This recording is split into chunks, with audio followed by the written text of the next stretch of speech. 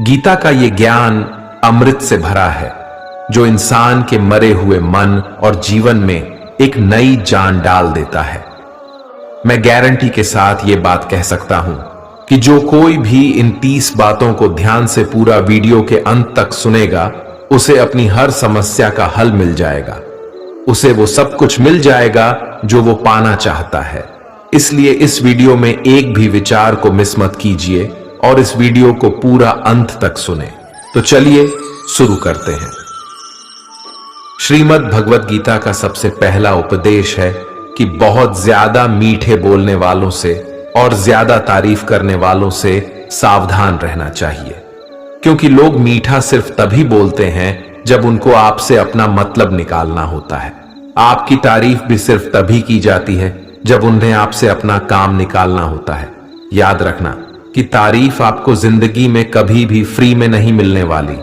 अगर कोई आपकी तारीफ कर रहा है तो कुछ ना कुछ उसके लिए आपको चुकाना ही पड़ेगा। इसीलिए जो बहुत ज्यादा मीठा बोलते हैं या जो आपकी तारीफ करते हैं, उनसे जरा सावधान रहना चाहिए। श्रीमद् भगवत गीता का दूसरा उपदेश यह है कि आंखों से सच दिखने वाली बात पर भी एकदम से जल्दी भरोसा नहीं करना चाहिए। ऐसी बहुत कहानियां आपने सुनी होंगी कि कई बार आंखों से दिखने वाली बात भी सच नहीं होती है। इसीलिए भरोसा करने में अभी भी जल्दबाजी मत करना। गीता का तीसरा उपदेश यह है, हल्की आशा से कर्म करने वाले मनुष्य का मन कभी शांत व संतुष्ट नहीं रहेगा, क्योंकि उसकी लालसा हर नए शिखर पर पहुंचती ही रहेगी। ऐसे में उसका मन कभी संतुष्टि का आनंद नहीं भोग पाएगा। जो व्यक्ति फल की अभिलाषा हेतु कर्म करता है, फिर जब उसे उम्मीदों के अनुसार फल प्राप्ति नहीं हो पाती है, तो वो निराश और दुखी हो जाता है। भगवान श्री कृष्ण अर्जुन से कहते हैं, तुम स्वयं को मुझ में समर्पित कर दो, ईश्वर पर भरोसा रखो और निस्वार्थ, निश्चल, निष्पाप और निष्पक्ष होकर बिना फल की अभिलाषा के कर्म करते जाओ। तुम्हारा जीवन सुख और संतुष्टि से भर जाएगा। देखना, दुख कभी तुम्हें छू नहीं पाएगा और मोक्ष की प्राप्ति हो जाएगी। बार बार जन्म लेने वाले अनंत इच्छाएं मनुष्य को अपनी इंद्रियों का गुलाम बना देती हैं। जब हम दूसरों की चुगली करते हैं तो हमें उसके भाग्य में मिलने वाले दुखों और कष्टों को भी भोगना पड़ जाता है। किसी के प्रति बुरी भावना रखना, बुरा सोचना, ईर्ष्या करना, बुरा बोलना, अपने धर्म और कर्तव्य का पालन न करने वाले कभी मोक्ष प्राप्त नहीं कर सकते। कर्म अच्छा हुआ तो फल अवश्य मिलेगा और कर्म बुरा हुआ तो दंड भी अवश्य मिलेगा। मैं भूत का, वर्तमान और भविष्य में होने वाली प्रत्येक घटना के हर परिणाम को देख सकता हूं। इसलिए परिणाम की चिंता छोड़कर अपने कर्म को निरंतर करते रहो।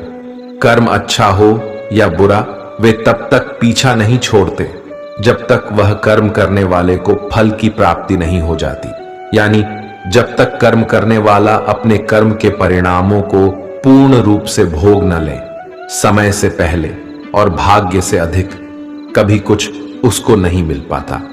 सामान्य मनुष्य सदैव सर्वश्रेष्ठ मनुष्यों को देखकर उन्हीं के आदर्शों पर चलकर उन्हीं के जैसा बनने का प्रयास करते हैं। संसार तुम्हें वैसा ही देखेगा जिस मानसिक दृष्टि से तुम संसार को देखते हो। बुरी आदतें, बुरी चीजें और बाहरी सुंदरता के प्रति मनुष्य तब आकर्षित होता है जब वह अपनी इंद्रियों का गुलाम हो जाता है। जिस प्रकार जलते हुए छोटे से दिए की रोशनी से प्रचंड अंधकार भी समाप्त हो जाता है, उसी प्रकार जब आप मन में मौजूद अज्ञानता से भरे अंधकार रूपी कमरे में सकारात्मक सोच का तेल डालकर ज्ञान का प्रकाश उजागर करेंगे, तो अज्ञानता रूपी समक्ष अंधकार स्वतः ही समाप्त हो जाता है। श्रीमद् भगवत गीता का चौथा उपदेश यह है कि लोगों में अपना सहारा ढूंढना छोड़ दो। सबसे बड़ी आपके मन की यही कमजोरी होती है कि आप दूसरों में सहारा ढूंढते हैं और यही चीज आपको कमजोर बनाती है। यही चीज आपका खुद पे विश्वास खत्म कर देती है। जो लोग सोचते हैं ना कि ये तो मेरा सहारा है, ये तो मुश्किल वक्त में मुझे काम आएगा, वही लोग मुश्किल वक्त में सबसे ज्यादा दुखी और अकेले पड़ जाते हैं। आप सिर्फ ईश्वर को अपना सहारा बनाओ, देखना जब भी कोई मुश्किल आएगी ना, वो किसी न किसी को आपकी मदद के लिए भेज ही देंगे। दुनिया को सहारा मत बनाओ। जो खुद अपने लिए सहारा ढूंढ रहे हैं वो आपका सहारा कैसे बनेंगे? तो अपना सहारा दुनिया को नहीं, ईश्वर को बनाना चाहिए। गीता की 5वीं शिक्षा यह है कि क्रोध मनुष्य का सर्वनाश कर देता है। क्रोधी इंसान का कोई मित्र ही नहीं होता। हर इंसान उससे दूर भागता है, उसके सारे रिश्ते समाप्त हो जाते हैं। जो इंसान अपनी क्रोध को नहीं संभाल सकता वो जिंदगी में कुछ भी संभाल नहीं सकता।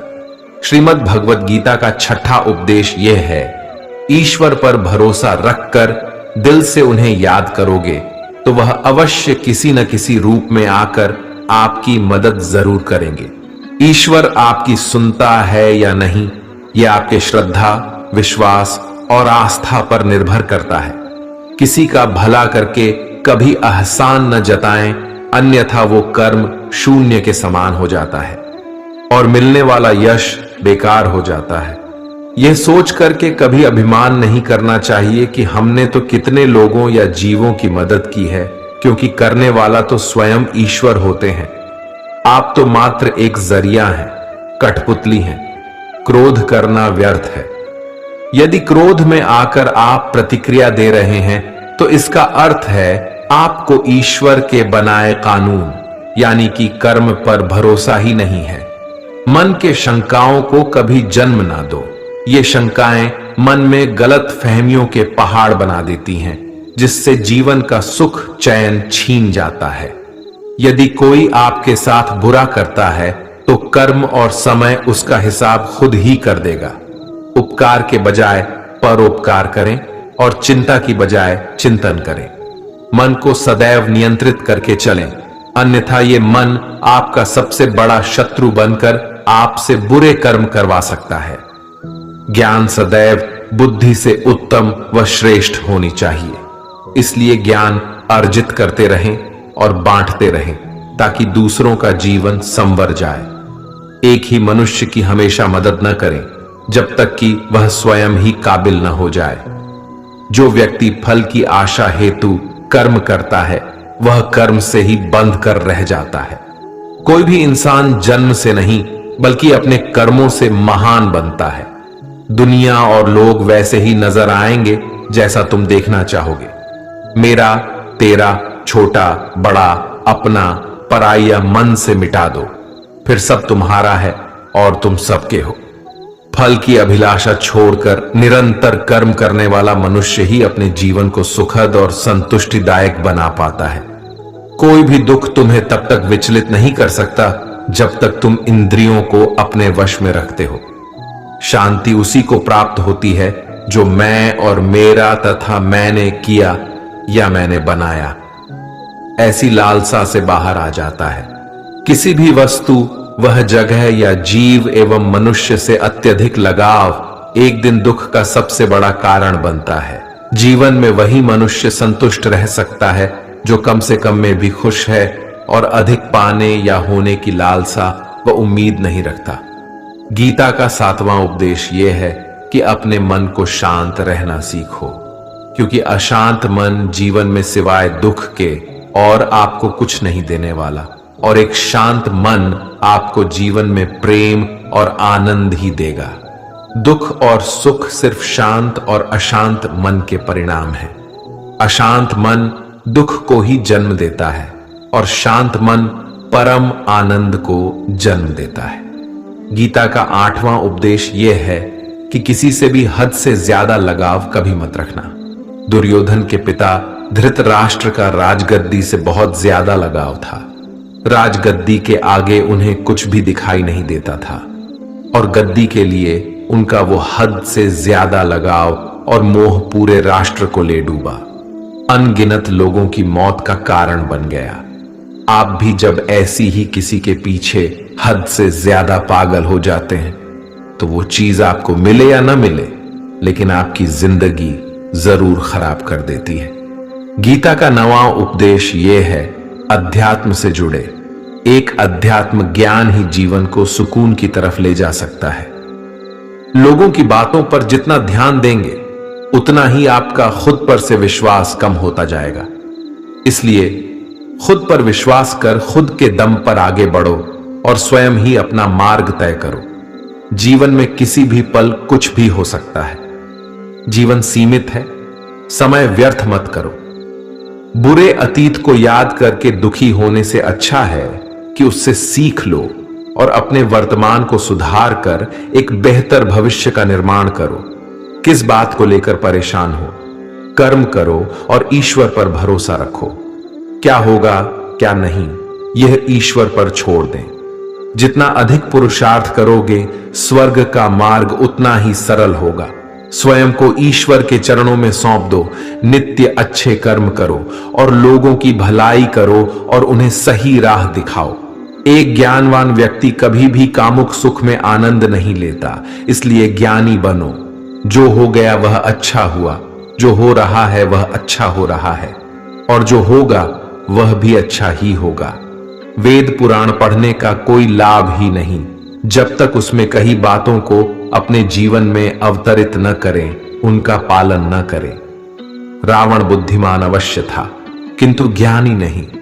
उसकी अज्ञानता ने उसे क्रोधी, कामुक और अहंकारी बना दिया, जो उसकी मृत्यु का सबसे बड़ा कारण बना।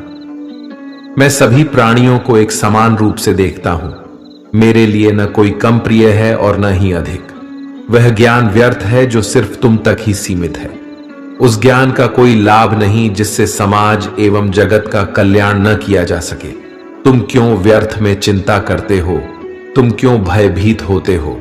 कौन तुम्हें मार सकता है? आत्मा न कभी जन्म लेती है और न ही इसे कोई मार सकता है। यही जीवन का अंतिम सत्य है।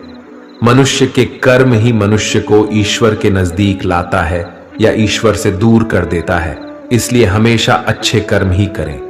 जब जब इस धरती पर पाप, अहंकार और अधर्म चरम सीमा पर होगा, तब तब उसका विनाश कर धर्म की पुनः स्थापना हेतु मैं अवश्य अवतार लेता हूं।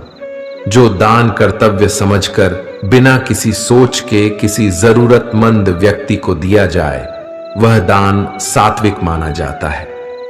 जिसने मन को जीत लिया है, उसने पहले ही परमात्मा को प्राप्त कर लिया है, क्योंकि उसने शांति प्राप्त कर ली है।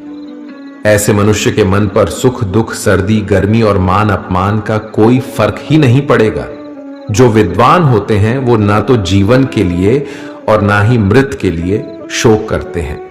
गृहस्थी व समाज में रहकर परोपकार करना और अपने कर्तव्यों को पूरी निष्ठा से ईमानदारी के साथ निभाना, धर्म का पालन करना भी बड़े तप के समान होता है।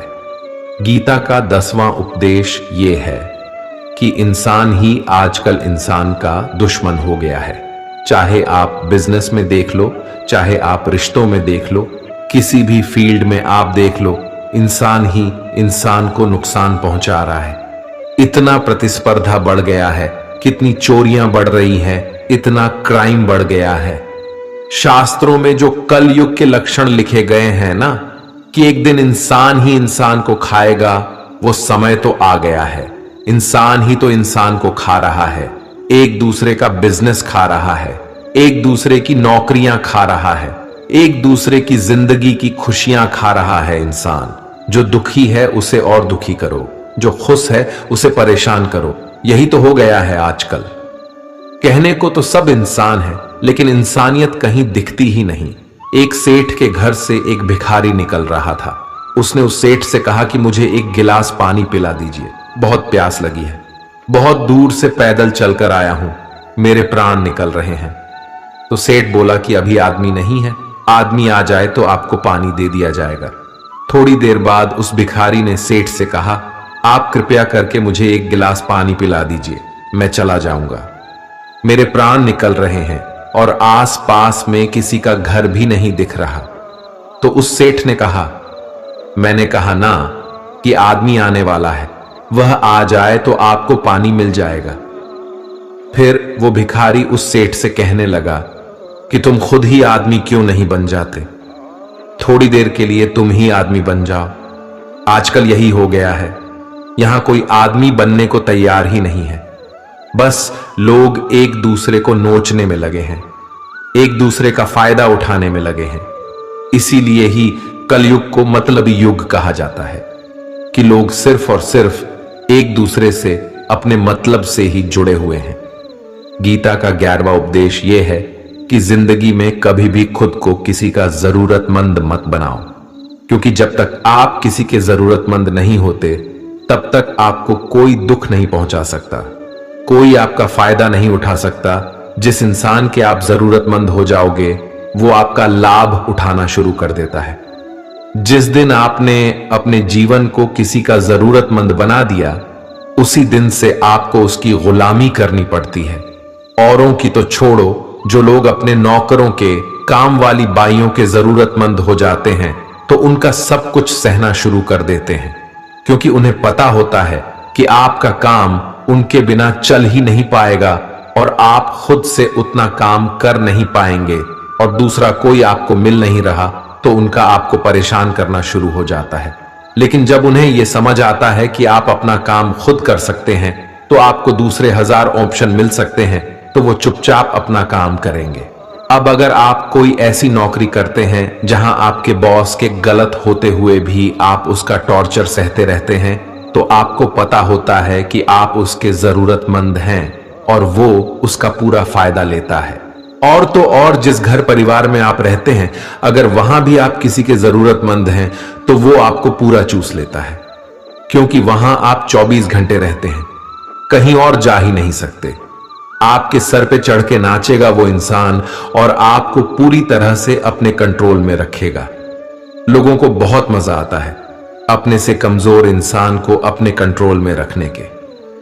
आप चाहे हजारों के लिए अच्छा करो, चाहे हर वो काम करो जिससे उन्हें खुशी मिले, पर ऐसे लोग आपकी गर्दन को दबा के रखते हैं। आप में अगर कुछ प्रतिभा है तो आपके पंख ही काट दिए जाएंगे। हर वो कोशिश की जाएगी आपके साथ जिससे आप जिंदगी में कभी आगे ही ना बढ़ पाओ। आप किसी का जरूरतमंद होना मर जाने से भी बदतर होता है। जरूरतमंद आपको गुलाम बनाकर रख देती है। आपने कभी गौर किया कि आपकी जिंदगी वही लोग खराब करते हैं जिनके आप जरूरतमंद हो जाते हैं। आपका सारा दुख वहीं से आता है जिसके आप जरूरतमंद होते हैं। जरूरतमंद सिर्फ शरीर या काम की नहीं होती, सबसे बड़ी जरूरतमंद मन की होती है कि जिंदगी में कोई हमें चाहिए, हमें संभालने के लिए, नहीं तो हम खुश नहीं रह पाएंगे। अकेलापन लोगों से झेला नहीं जाता है। फिर कई बार आप ऐसे लोगों से जुड़ जाते हैं जो आपकी इस मन की जरूरतमंदी का पूरा फायदा उठाते हैं। आप उनसे रिश्ता इसीलिए जोड़ते हैं ताकि आपकी जिंदगी में थोड़ी खुशी आए, और वो लोग आपको खून के आंसू रुलाते हैं, आपकी पूरी जिंदगी नर्क बना देते हैं। याद रखना एक बात, मां बाप के अलावा ऐसा दुनिया में आज तक कोई पैदा नहीं हुआ है कि आप जिसके जरूरतमंद हो और वो आपका फायदा ना उठाएं। इसीलिए जिंदगी में कभी भी खुद को किसी का जरूरतमंद मत बनाना। गीता का 12वां उपदेश यह है, असफलता के डर से दोबारा प्रयास न करने वाला मनुष्य जीवन में बड़ी कामयाबी कभी प्राप्त ही नहीं कर सकता। क्रोध से भ्रम पैदा होता है, भ्रम से बुद्धि व्यग्र होती है। जब बुद्धि व्यग्र हो जाती है तब तर्क नष्ट हो जाता है, और जब तर्क नष्ट हो जाता है तब व्यक्ति का नाश हो जाता है। बड़ी कामयाबी एक ऐसे ताले में बंद होती है जो 5 चाबियों से खुलती है: सकारात्मक सोच, एकाग्रता, सच्ची लगन, दृढ़ संकल्प और निरंतर प्रयास। निष्पक्ष और निस्वार्थ भाव से कर्म किए बिना मोक्ष की उम्मीद करना बेकार है। जब भी मनुष्य स्वयं के इंद्रियों के अधीन हो जाता है तो वासना, आलस और लालच जैसी बुरी आदतें मन पर सवार हो जाती हैं। लक्ष्य प्राप्त करने के लिए हमें कर्म में पूर्ण रूप से समर्पण अति आवश्यक है। इसके लिए धन की लालसा मन से निकालकर अपने कर्म पर केंद्रित होना चाहिए। कर्म को लेकर श्री कृष्ण जी कहते हैं, हे अर्जुन, तुम कर्म करने के अधिकारी हो, ना कि उससे मिलने वाले फल के। अतः बिना फल की आशा किए जब कर्म करोगे तभी तुम फल की प्राप्ति के पात्र कहलाओगे। क्रोध सोचने की ताकत को हर लेता है, जिस वजह से सही फैसला ले पाना कठिन हो जाता है। यदि आप कर्म फल प्राप्ति की लालसा व लालच हेतु कर रहे हैं तो कर्म कभी आपकी उम्मीदों के अनुसार प्राप्त नहीं होगा। बुरे कर्म से पीछा छुड़ाने का सबसे बेहतर तरीका है मन में अच्छे विचारों को आने दो और सकारात्मकता से सोचो। मनुष्य का मन परिवर्तनशील है। हमारे सोचने का तरीका और आदतें वैसे ही बनेंगी जिस तरह से लोग और माहौल में हम अधिक समय बिता रहे होंगे। मनुष्य जीवन में वही करता है जो भी वो देखता है, सुनता है, समझता है। जो व्यक्ति किसी अच्छे कर्म को करते हुए उसे ही अपना सौभाग्य और पुरस्कार मानता है, तो ऐसे व्यक्ति को कर्मफल उम्मीदों से कहीं अधिक मिल जाता है। बड़े लक्ष्यों के निर्माण और सपनों को सच करने के लिए सबसे पहले आपको कल्पनाकारी बनना होगा। गीता का 13वां उपदेश यह है कि जिस रिश्ते में मर्यादाएं टूट जाती हैं वहां सिर्फ सर्वनाश ही होता है। कोई आपसे बड़ा है या छोटा है, अगर वो रिश्तों में अपनी मर्यादाओं को तोड़ देगा तो वो रिश्ता कभी नहीं टिक सकता। रिश्ता सिर्फ तभी चलता है जब दो लोग एक दूसरे की इज्जत करते हैं, कदर करते हैं और कभी अपनी लिमिट क्रॉस नहीं करते हैं। जिस रिश्ते में कोई लिमिट नहीं है, एक दूसरे की इज्जत नहीं है, वो रिश्ता आज नहीं तो कल खत्म ही हो जाता है। गीता का 14वां उपदेश यह है कि जिस रिश्ते में मर्यादाएं टूट जाती हैं वहां सिर्फ सर्वनाश ही होता है। कोई आपसे बड़ा है या छोटा है, अगर वो रिश्तों में अपनी मर्यादाओं को तोड़ देगा तो वो रिश्ता कभी नहीं टिक सकता। रिश्ता सिर्फ तभी चलता है जब दो लोग एक दूसरे की इज्जत करते हैं, कदर करते हैं और कभी अपनी लिमिट क्रॉस नहीं करते हैं। जिस रिश्ते में कोई लिमिट नहीं है, एक दूसरे की इज्जत नहीं है, वो रिश्ता आज नहीं तो कल खत्म ही हो जाता है। गीता का 15वां उपदेश ये है, जो आपके मुंह पे अपनापन दिखाए, आपकी पीठ पीछे आपको नुकसान पहुंचाए, ऐसे लोगों से दूर ही रहना। चाणक्य ने कहा है कि ऐसे लोग उस घड़े की तरह होते हैं जिसके मुंह में तो अमृत लगा है लेकिन जिसके भीतर जहर भरा हुआ होता है। आप जिसे अमृत समझकर पी जाते हैं, वास्तविकता में वो जहर ही होता है। तो ऐसे लोगों को जहर की तरह छोड़ देना चाहिए जो अपनेपन का दिखावा करे और पीछे से हमेशा आपको नुकसान पहुंचाए। गीता का 16वां उपदेश यह है कि अपनी खुशी और अपना दुख हर किसी के आगे जाहिर नहीं करना चाहिए, क्योंकि लोग आपकी खुशी पर नजर लगा देते हैं और आपके दुख में आपकी हंसी उड़ाने लगते हैं। आपकी खुशी से कोई खुश नहीं होता, लोगों को जलन होती है। हर आंसू आंख में लाया ना करो, हर जख्म सबको दिखाया ना करो। यहां लोग हाथ में नमक लिए फिरते हैं, इसलिए अपना हर दर्द सबको दिखाया ना करो। लोग तो बैठे ही हैं दुखी इंसान को और दुखी करने, और जो खुश है उसको तकलीफ पहुंचाने के लिए। अपनी मन की हालत अपने तक ही रखो, सिर्फ उसे बताओ जिससे उसे समझने की समझ हो। गीता का 17वां उपदेश यह है कि जीवन में कई बार नया शुरू करने के लिए पुराने को पूरी तरह से मिटाना पड़ता है। श्री कृष्ण से कुंती ने पूछा था कि हे कृष्ण, क्यों तुमने इतना बड़ा महायुद्ध करवा दिया? तो श्री कृष्ण ने बोला कि अधर्म बहुत बढ़ गया था और इस अधर्म का पूरी तरह से नाश करने के लिए, एक नए युग को लाने के लिए पुराने का सर्वनाश करना बहुत जरूरी होता है। जब कोई महल पूरी तरह से भंगार हो जाती है, बहुत पुरानी हो जाती है, तो उसे पूरी तरह से तोड़कर फिर से नवनिर्माण होता है। ऐसे ही आपके जीवन में भी आपको कुछ नया करना है तो पुराने को पूरी तरह से मिटाना होगा। गीता का 18वां उपदेश यह है कि जब भी जिंदगी में खुद को अकेला महसूस करो, तब इस सच्चाई को ठीक से समझ लेना कि आप दुनिया में अकेले ही आए थे और अकेले ही जाओगे। वास्तविकता में यहां कोई आपका अपना नहीं है। एक दिन तो जो मां बाप हमें जन्म देते हैं वो भी हमें अकेला छोड़ के चले जाते हैं, तो औरों से तो उम्मीद ही क्या करना। यदि कोई आपका साथ छोड़ दे तो याद रखना कि वो ईश्वर सदा आपके साथ है, वो कभी आपका साथ नहीं छोड़ता। गीता में श्री कृष्ण ने अर्जुन से कहा कि चाहे कोई मनुष्य मुझे माने या न माने, लेकिन मैं इंसान का साथ कभी नहीं छोड़ता, क्योंकि ये सब मेरी ही संतानें हैं। इंसान को ईश्वर का ही अंश कहा गया है, इसलिए मनुष्य को ईश्वर की संतान कहा जाता है। इसीलिए आपको अकेलेपन से कभी दुखी नहीं होना चाहिए, कभी डरना नहीं चाहिए, बल्कि किसी गलत इंसान के साथ रहने से डरना चाहिए। एक कहावत है कि something is better than nothing, यानी कुछ होना कुछ नहीं होने से कुछ गुना बेहतर है। लेकिन एक और कहावत है कि nothing is better than nonsense. In nonsense लोगों के साथ रहने से अच्छा है आप अकेले ही रहो। इसीलिए गीता का यह उपदेश हर इंसान के लिए बहुत जरूरी है, जो खुद को अकेला समझकर दुखी हो जाते हैं। इसीलिए अकेलेपन से डरना, दुखी होना छोड़ दो, क्योंकि यहां कोई किसी का नहीं होता। गीता का 19वां उपदेश यह है कि जीवन में कई बार नया शुरू करने के लिए पुराने को पूरी तरह से मिटाना पड़ता है।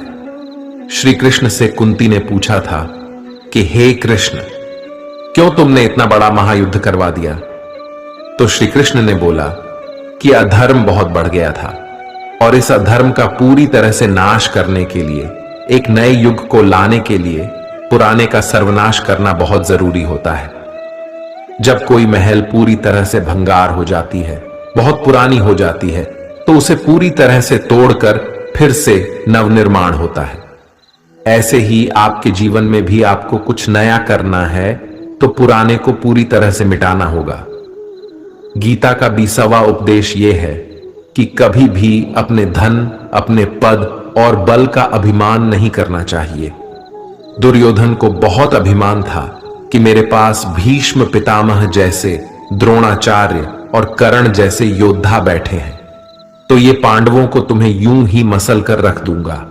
अपने धन का अभिमान था, अपने पद और शक्ति का अभिमान था, लेकिन वो अभिमान ही एक दिन उसके सर्वनाश का कारण बना।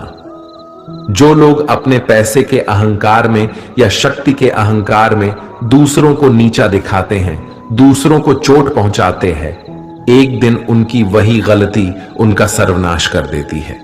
इसलिए जीवन में आप चाहे कितने भी सफल हो जाएं, कितने भी बड़े इंसान हो जाएं, लेकिन उसका अभिमान दूसरों को कभी मत दिखाना। गीता का 21वां उपदेश यह है, श्री कृष्ण अर्जुन से कहते हैं कि हे अर्जुन, मृत्यु जीवन का अटल सत्य है, जिसे कुछ समय के लिए टाला तो जा सकता है, किंतु झूठा साबित नहीं किया जा सकता। और ये शरीर तो किराए के घर की भांति है, जहां हम कुछ समय के मेहमान हैं। शरीर नश्वर है, किंतु आत्मा अमर है। जो होना है उसे कोई टाल नहीं सकता, और जो होना ही नहीं है उसके बारे में शोक व चिंता करके स्वयं की परेशानियां बढ़ाने के ही समान है। जो भी जन्म लेता है उसकी मृत्यु निश्चित है, और मरने वाले का जन्म निश्चित है। इसलिए जो अटल है उसके विषय में तुमको शोक नहीं करना चाहिए। सच्चाई से कभी दूर नहीं भागा जा सकता है, इसलिए सत्य को स्वीकार कर लेने में ही हमारी समझदारी है। झूठ को जानबूझकर सत्य मानकर जीना ही बहुत बड़ी गलतफहमी कहलाती है। स्वयं की व्यक्तिगत सोच गलतफहमियों को भी जन्म दे सकती है, इसलिए स्वयं की व्यक्तिगत सोच को दूसरों पर कभी नहीं थोपना चाहिए। वासना, क्रोध और लालच ये नरक के 3 द्वार होते हैं। बिना मोक्ष के जन्म मरण के चक्र से छुटकारा नहीं पाया जा सकता। जिस प्रकार अग्नि सोने को परखती है, उसी प्रकार संकट वीर पुरुषों को परखती है। मनुष्य का सबसे बड़ा और सबसे पहला शत्रु या मित्र उसका मन ही होता है। एक और हद से अधिक इच्छाएं जीवन का सुकून छीन लेती हैं। बिना किसी पुरुषार्थ के आप अच्छे फल व सकारात्मक परिणाम की कामना ही नहीं कर सकते। यदि आप धर्म के मार्ग पर चलते हैं तो परिणाम की चिंता किए बिना अपने धर्म का निडरता से पालन करें। गीता का 22वां उपदेश यह है कि जहां आपके लिए प्रेम और इज्जत नहीं है, वहां कभी मत जाओ। महाभारत का युद्ध शुरू होने से पहले श्री कृष्ण हस्तिनापुर गए थे पांडवों की तरफ से शांति प्रस्ताव लेकर के। तब शकुनी ने दुर्योधन से कहा, ये कृष्ण बड़ा मायावी है, अगर ये हमारे पक्ष में आ जाएं तो समझ लो पांडव हार ही गए। तो इसकी सेवा करो, इसको अपने घर आने का निमंत्रण भेजो, इसे खुश करो। जब श्री कृष्ण हस्तिनापुर पहुंचे तो दुर्योधन ने उन्हें अपने घर आने के लिए कहा और श्री कृष्ण से कहा, आप मेरे घर में रहिए, मेरा आतिथ्य स्वीकार कीजिए, मेरे घर में भोजन कीजिए। तो श्री कृष्ण ने दुर्योधन से कहा कि दुर्योधन, इंसान को किसी के घर तभी भोजन करना चाहिए, तभी जाना चाहिए, या तो उसे बहुत प्रेम हो या तो हमारे जीवन में कोई बहुत बड़ी आपत्ति आ गई हो। ना तो मेरी जिंदगी में कोई आपत्ति आई है और ना ही तुम्हारा मुझसे कोई प्रेम है, तो तुम्हारे घर तो मैं कभी नहीं आऊंगा।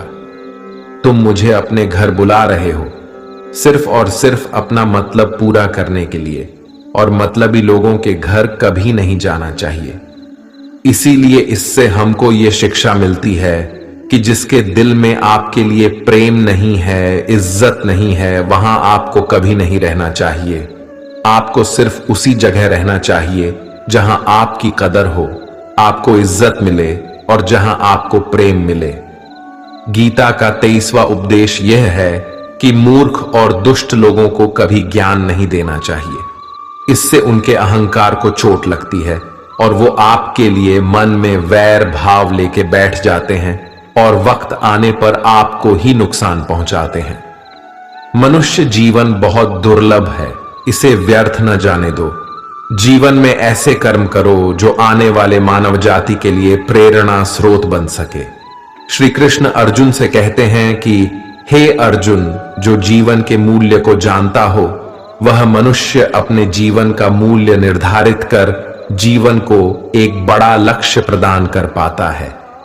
स्वयं के लिए सर्वश्रेष्ठ बने, आपका मूल्य समझकर दुनिया एक दिन आपका सम्मान करेगी। जीवन न तो भविष्य में है न अतीत में, जीवन तो इसी क्षण में है। इसलिए वर्तमान को खुश होकर जियो।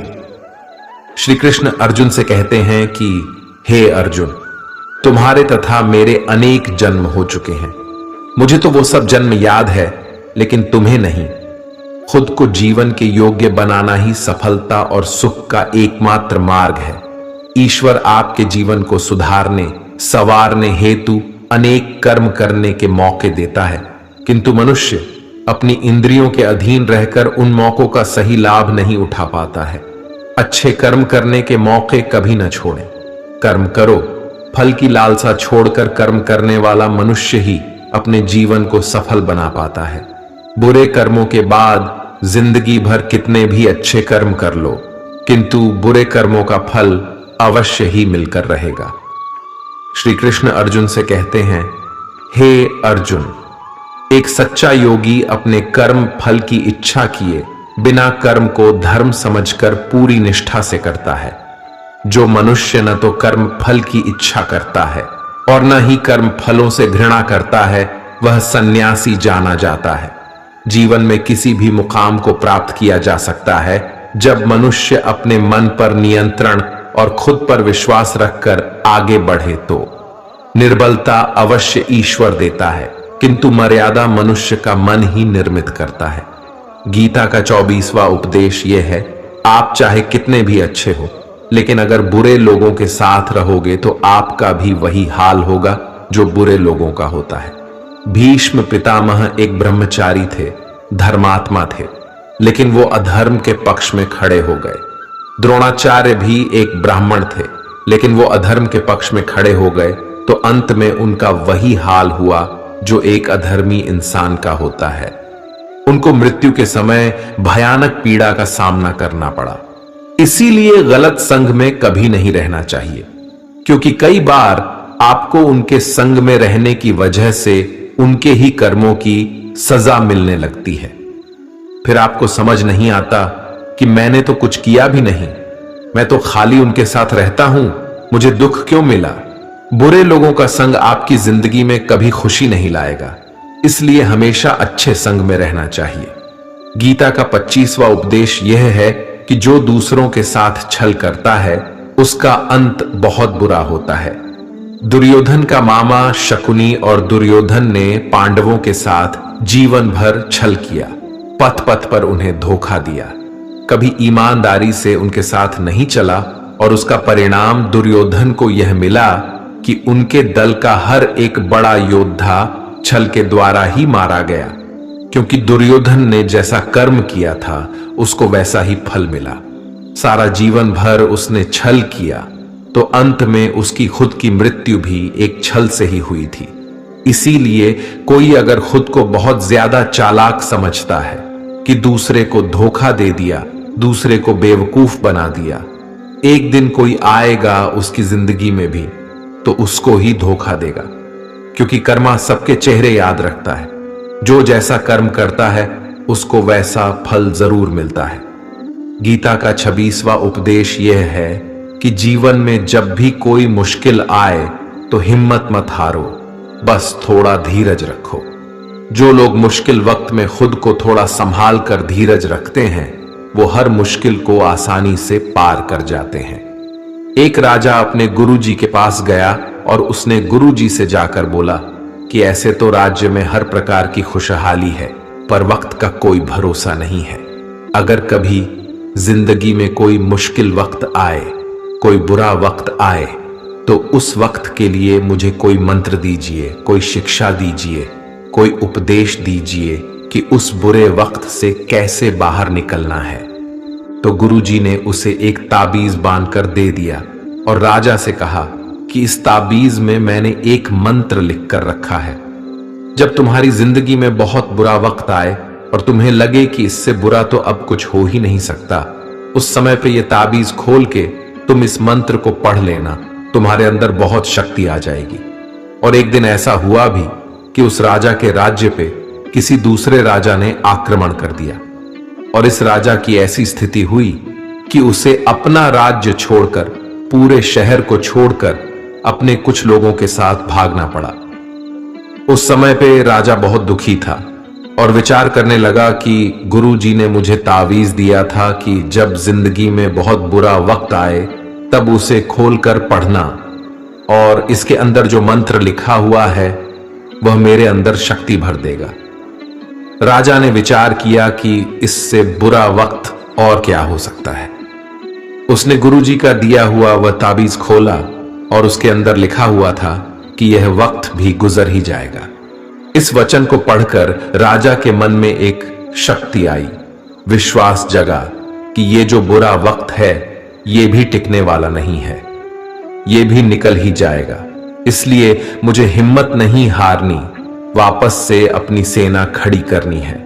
और उस राजा ने वापस अपने सैनिकों को जमा करके अपनी सेना को खड़ा किया और उस राजा पर हमला करके अपना राजा वापस प्राप्त किया।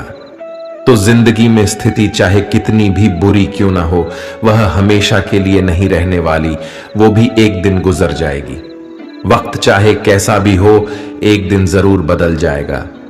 हमारी जिंदगी में न जाने कितनी बार दुख आए, कितनी बार मुश्किल वक्त आया, लेकिन हम हर बार निकल जाते हैं। ऐसे ही आपकी जिंदगी में जब कोई मुश्किल वक्त आए, बुरा वक्त आए, तो मन में ये विश्वास रखना कि ये वक्त भी एक दिन गुजर ही जाएगा।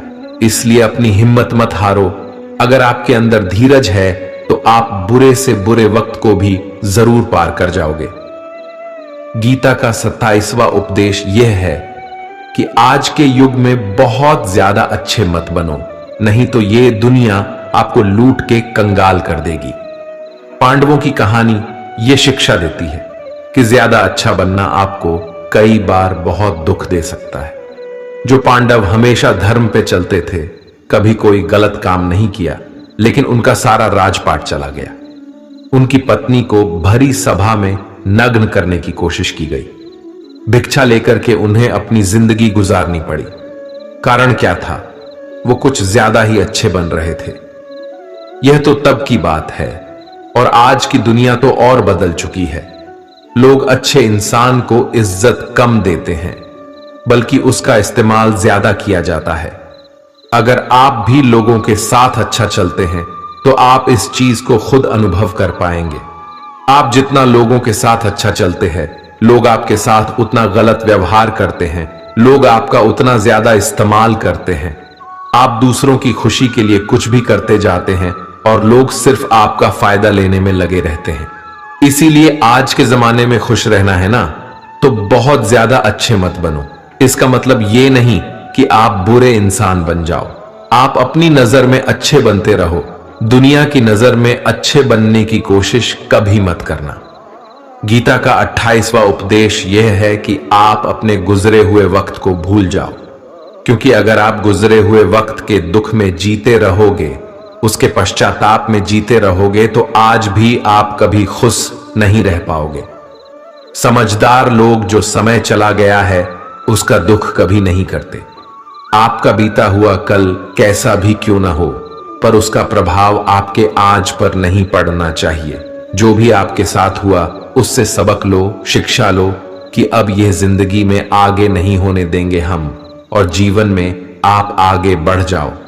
कई बार लोग रोते रहते हैं कि उस इंसान ने मेरे साथ इतना गलत किया, इसीलिए आज जिंदगी में मैं इतना दुखी हूं। लोग कोसते रहते हैं दूसरों को कि उसकी वजह से मेरी जिंदगी में दुख है, उसकी वजह से मेरी जिंदगी खराब हो गई है। लेकिन जब तक आप उसे कोसते रहेंगे, आप जिंदगी में कभी खुश नहीं रह पाएंगे, कभी आगे नहीं बढ़ पाएंगे। जो हुआ, जो लोगों ने आपके साथ किया, उसे आप बदल नहीं सकते, लेकिन आपका आज आप जरूर बदल सकते हो। कल के दुख से छूटना चाहते हो तो कल में नहीं, आज में जीना शुरू करो। आपको ऐसा एक भी इंसान नहीं मिलेगा जो अपने कल में जीता हो और प्रसन्न रहता हो। सिर्फ वही इंसान खुश रहेगा जो अपने आज में जीता है। कल में जीने वाला इंसान किसी न किसी पीड़ा से जुड़ा होता है, किसी न किसी दुख, किसी न किसी पश्चाताप से जुड़ा होता है। कल में जीना आपकी जिंदगी की सारी खुशियां छीन लेगा, तो जितना हो सके अपने पास्ट को भूल जाइए और अपने प्रेजेंट में जीना शुरू कीजिए। गीता का 28वां उपदेश यह है कि हमारे रिश्तेदार ही हमसे सबसे ज्यादा जलते हैं। हमारी सफलता से सबसे ज्यादा दिक्कत हमारे रिश्तेदारों को ही होती है। बाहर वालों को कोई फर्क नहीं पड़ता कि आपकी जिंदगी में क्या हो रहा है, और जो आपके रिश्तेदार होते हैं उनकी पूरी नजर रहती है आपकी जिंदगी पर। बाहर से तो वो यही कहेंगे कि आगे बढ़ो, सफल हो जाओ, खुश रहो जिंदगी में, और जब उन्हें आप अपनी सफलता के बारे में बताएंगे, अपनी किसी कामयाबी की खबर उनको सुनाएंगे, तो उसे सुनकर उन्हें बिल्कुल भी खुशी नहीं होती।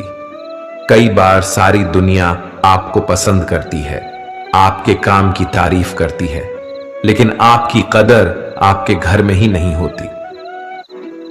महाभारत का युद्ध बाहर के लोगों में नहीं हुआ था, यह भाइयों के आपस की लड़ाई थी।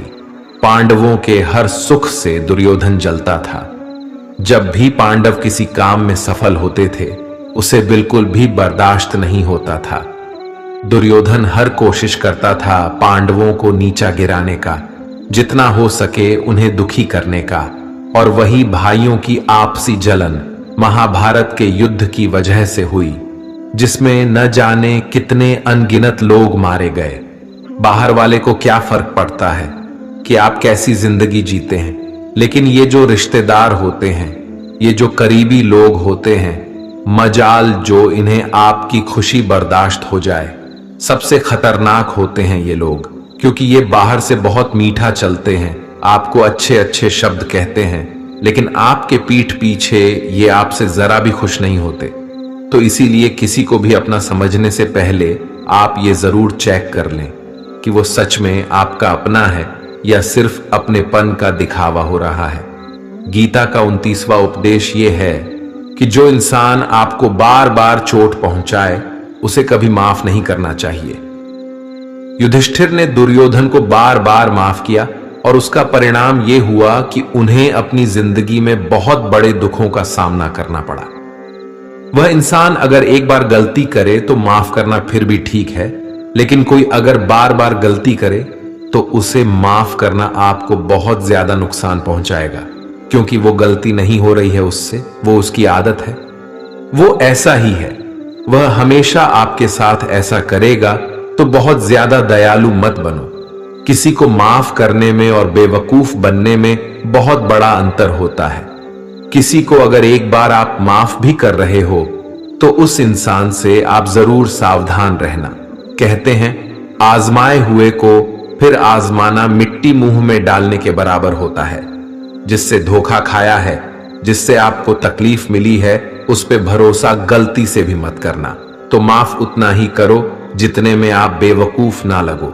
गीता का 29वां उपदेश यह है कि जब कोई आपके साथ धोखा या छल करे तो उसको कोसना या दुखी होना छोड़ दो, बल्कि उससे शिक्षा लो कि लोग असलियत में वैसे नहीं होते जैसा आप उन्हें समझ लेते हैं।